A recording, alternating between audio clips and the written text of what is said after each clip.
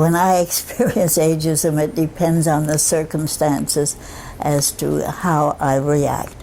If it is simply going over into the market and people see me there all the time and they know that I'm old, and so they tend to be sort of sweet.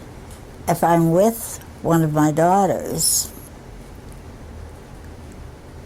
they're talking to her all the time, practically all the time. So I shrug it off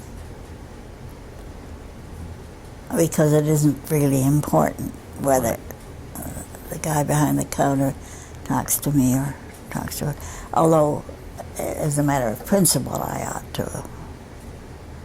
Because a lot of it is not conscious, I think. I think most people tend to think of aging as loss of ability. You hear much more stories about how seniors consume 40% of the hospital budget, but they're only 14% of the population. So it's much more a portrayal of senior citizens as consumers of benefits, far less of contributors to society. But they forget sometimes that senior citizens pay taxes. They work like I do and all my fellow volunteers do. We all work for no pay. We pay taxes. We do whatever anybody else does. So we're not just consumers of benefits. But that's how we're portrayed most of the time by the media. I was listening to a program by Terry O'Reilly, who has a fabulous program about advertising on CBC. And he was talking about how shame has been a condition, a human condition that advertisers have used to exploit people's fears and get them to go buy products. So shame around how you look and how you smell and how you present your house. He suggested that the greatest source of shame is getting older. And so it's what sells all the hair coloring products because, heavens, we can't look our age. Another big reality of life is that we're all going to get to where I am today and where my friends are in the 80s and 90s are, that we're all going to get old one day and we're all going to be facing some kind of challenge or another.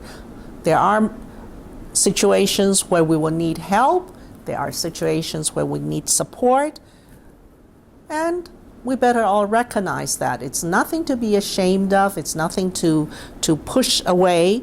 We need to address it. We need to say to politicians, to policymakers, that day is going to come and we better be ready for it. Well, it's the same basic attitude that nobody is as important as I am, that kind of attitude. And it's whether it is older people or whether it's women, it's the same. There's a lot that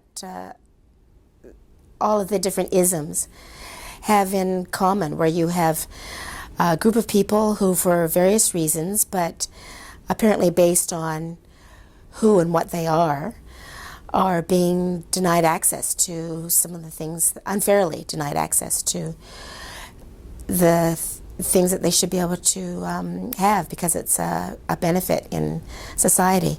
What I think is, though, unique about ageism is that it's a state that we will all arrive at. I think people need to stop and think that what you're doing today, 30 years later, you don't want that to happen to you. That's what's different.